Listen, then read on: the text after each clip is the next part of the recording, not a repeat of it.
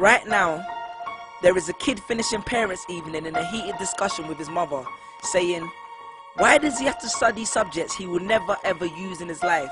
And she will look at him blank-eyed, stifle a sigh, think for a second, and then lie. She'll say something along the lines of, you know, to get a good job you need a good degree, and these subjects will help you get a good degree. We never had this opportunity when I was younger. And he will reply, but you were young a long time ago, weren't you, Mum? And she won't respond, although what he implies makes perfect sense, that society's needs would have changed since she was 16. But she will ignore him, grip his hand more sternly, then drag him to the car. But what she doesn't know is that she didn't ignore him just to shut him up.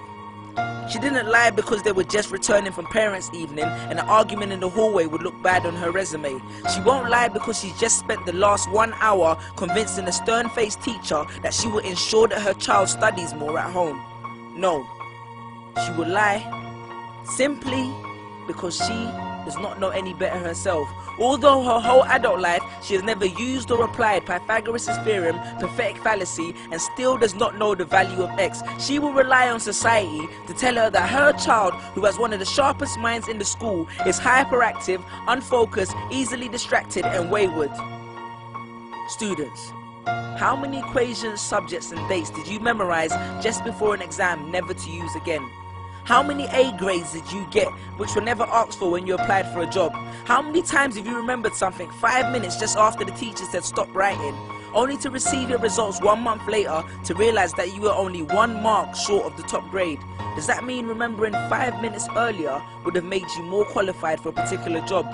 Well, on the application form it would have. We all have different abilities, thought processes, experiences and genes. So why is a class full of individuals tested by the same means? So does that mean Sherelle thinks she's dumb because she couldn't do a couple of sums? And if this issue is not addressed properly, it then becomes a self-fulfilling prophecy. Then every school has the audacity to have a policy on equality. The irony. Exams are society's methods of telling you what you're worth.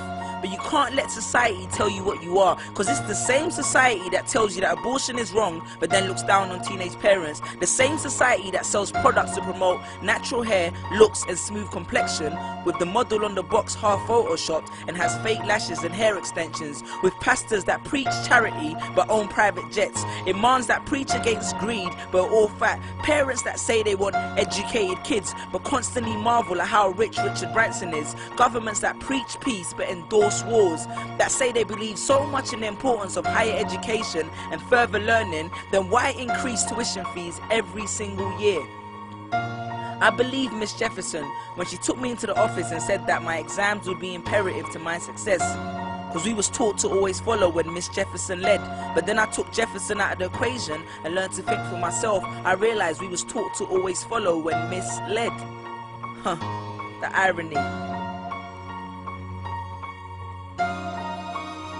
Test us with tests, but the finals are never final, because they never prepare us for the biggest test, which is survival. And what I suggest is fairly outlandish, so I do not expect everyone to understand this, except for the kids who knows what it feels like to be worth no more than that D or that A that you get on results day, and the ones whose best stories were never good enough for the English teacher, because apparently you missed out key literal techniques, did not follow the class plan, and the language was too informal for him to understand. But then he'd reference Hamlet and Macbeth, and you'd fight the urge to express your contempt by partially clenching your fist with only your medius finger left protruding in the middle of your hand, and then asked if he was aware that Shakespeare was known as the innovator of slang, or the kid at the back of the class who thinks, why am I studying something that doesn't fuel my drive? But then when confronted with a maths problem, his eyes come alive. So this one is for my generation, the ones who found what they were looking for on Google, the ones who followed their dreams on Twitter, pictured their future on Instagram, accepted destiny on Facebook. This one's for my failures and my dropouts, for my unemployed graduates, my shop assistants, cleaners and cashiers with bigger dreams, my self-employed entrepreneurs, my world changers and my dream chasers, because the purpose of why I hate school but love education was not to initiate a worldwide debate, but to let them know that whether 72 or 88, 44 or 68, we will not let exam results decide our fate. Peace.